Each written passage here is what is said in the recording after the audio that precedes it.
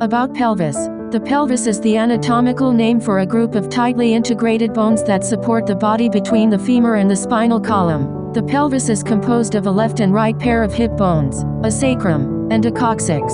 All of these bones change in number as they grow and fuse together. Acetabulum, the iliac bone, sciatic bone, and pubic bone unite to form one acetabulum around the age of 17. Sacrum.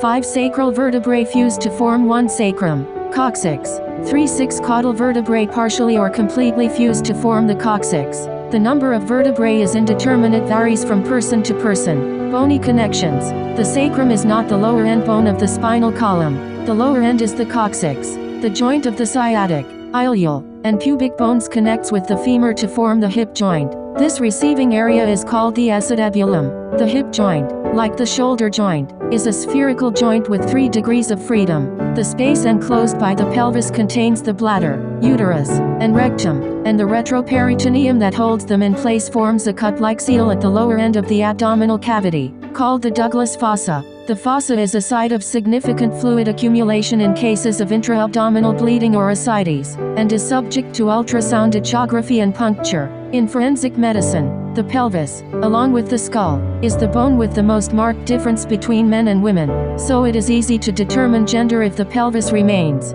The central hole in the pelvis is nearly triangular in males and round in females. This is because the fetus passes through it during childbirth.